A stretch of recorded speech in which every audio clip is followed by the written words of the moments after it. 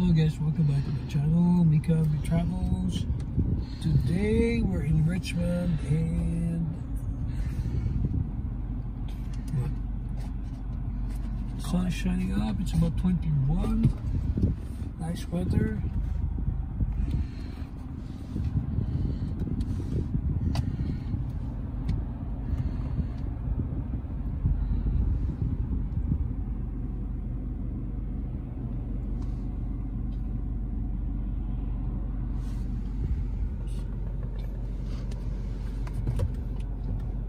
Medyo mahirap lumabas dito because rush hour, madaming sasakyan, and so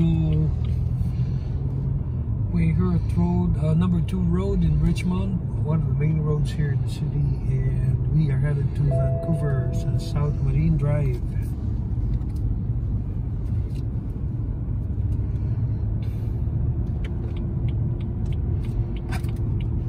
Make a U-turn at Walton Road.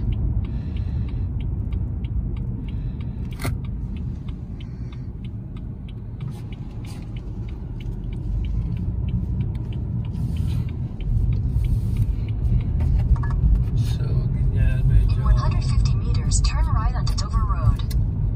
Sun is shining up, sun shining today, and Take the next right onto Dover Road. This is our immediate neighborhood where we are in number 2 road, and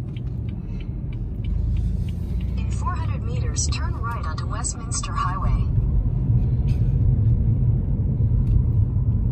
So as you can see, signs of fall, the colors of fall, nadidilaw na yung mga dahon ng ibang mga puno. Excuse me.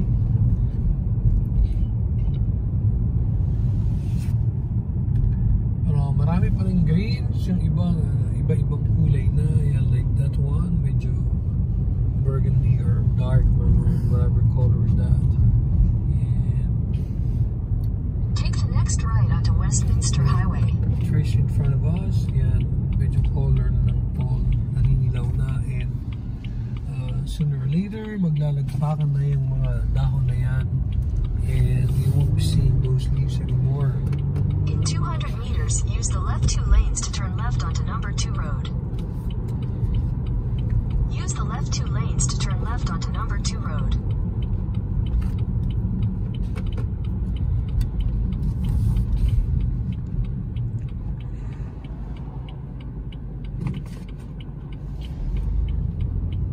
Continue for 3 kilometers. Okay, madadaanan natin dito sa number 3 road, yung Vancouver International Airport. And for those of you who don't know, Vancouver International Airport is in Richmond. It's in one island called, can't remember exactly the name of the island. Yeah, it's in one island between the mainland of Vancouver and the main area of Richmond. So that's the airport to your left. As you can see, mainit pa rin, and mataas ang araw, and we can see the mountains of North Vancouver from here.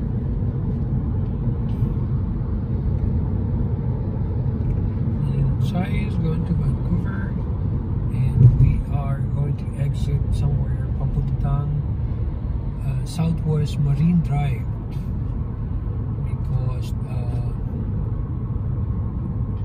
we're trying to navigate to BCAA office because magpapalit kami ng license plate from Alberta plate to BC plate.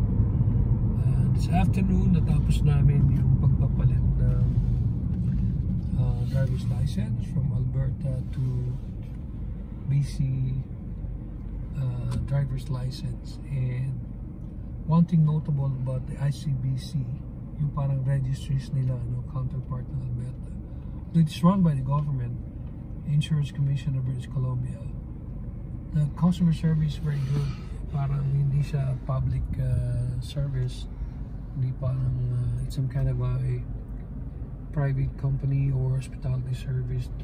We've dealt with a number of people in the course of our changing our license from Alberta to BC license, and you can really tell these people are really good in customer service. So mga taga ICBC, thank you guys. And once again, ang airport nandito sa kaliwa. If you want to go plane watching, you can park somewhere here. Merong spot dito where you can park and watch the planes take off and touch down from here.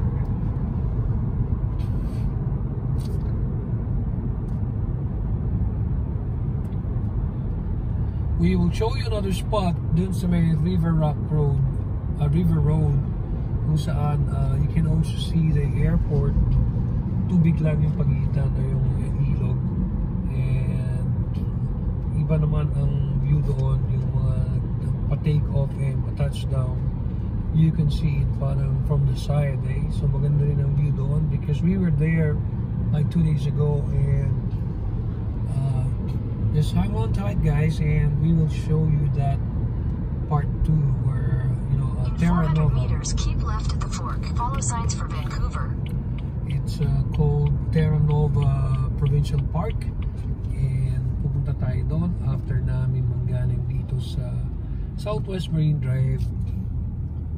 So we're just going there tonight, or tonight na ba? Yes, 5:30 na, because tomorrow we have an appointment doon ng mga after lunch, and we don't want to be navigating anymore, so we're doing this navigation today para pagpunta doon tomorrow, then we would already know saan kami dadaan, and then where to turn left or where to turn right, and it should be easier because Vancouver, of course, is much more crowded compared to Richmond. The roads, that is, the roads of Vancouver. Keep left at the fork. Sabi nito, keep left at the fork daw, and papatuloy tayo dito sa highway nito kung saan Continue for 1 kilometer. yeah, continue from 1 kilometer daw.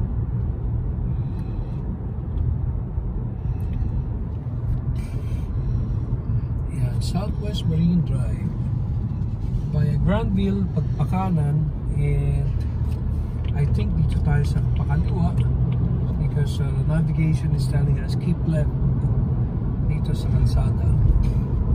So dito na tayo. You can see the signs of Vancouver, and you have 2 options from this point. You can go via Granville, that is road that I am more or less familiar with, and you can go via 500 Southwest Marine meters, Drive. keep left at the fork. Follow signs for Marine Drive East. And sabi niya, follow signs for Marine Drive East, and we're gonna go that way because that is what navigation is telling us to do.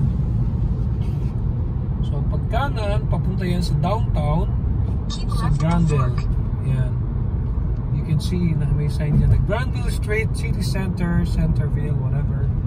Then this one is Southwest Drive. Continue on Marine Drive East for 2 kilometers. Okay. It's telling us to continue driving Southwest Marine Drive for 2 kilometers.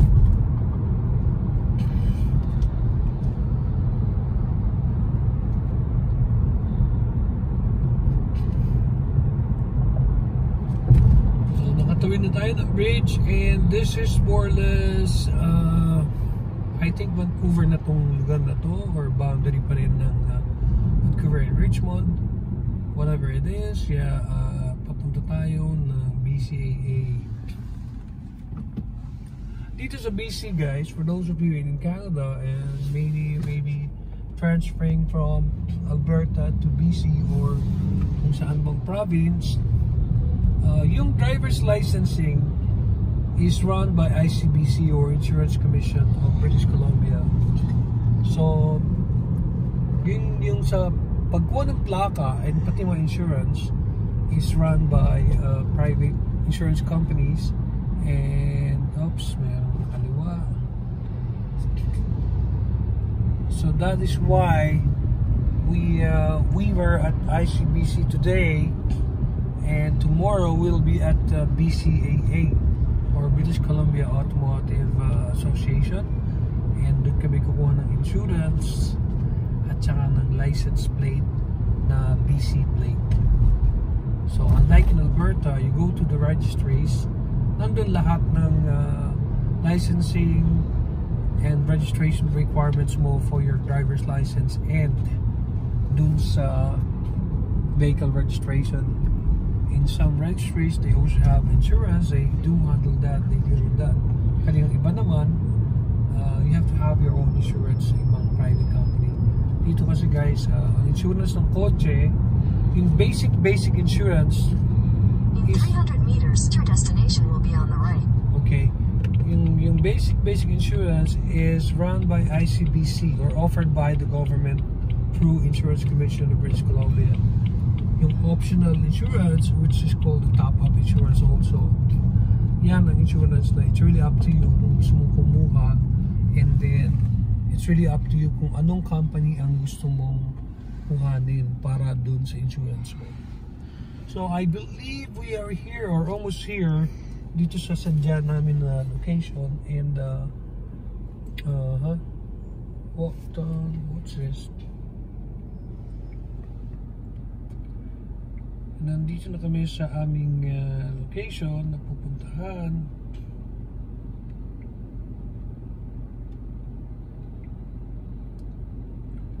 It's just 9 minutes. Why?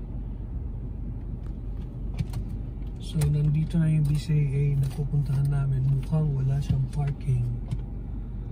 Yeah, between Camby and Yukon Street. That's what I was told by one of the agent of BCAA. So it must be in this building. Nasa kanan namin. As you can see, nandiyan ang SkyTrain. Looks like yan ay papuntang Richmond.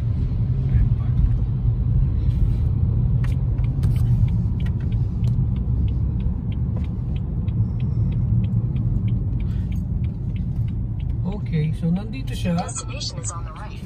So tomorrow pupuntahan namin yan. Babalik kami dito para kumuha ng insurance para sa dalawang sasakyan. And babalik na tayo kasi medyo rush hour ngayon and ma-traffic sa Vancouver. This is not downtown, but again, nakita na namin yung sadya namin for tomorrow. So babalik na kami and pupunta tayo ngayon sa River Road. The name suggests na nasa gilid siya ng river. That's why it's called River Road. May mga parts na talagang maganda ang view, and we'll show that to you in a little bit. So once again guys, thank you for watching my vlog, and maraming salamat sa inyong lahat. Everyone stay safe. We'll see you next time. Bye for now.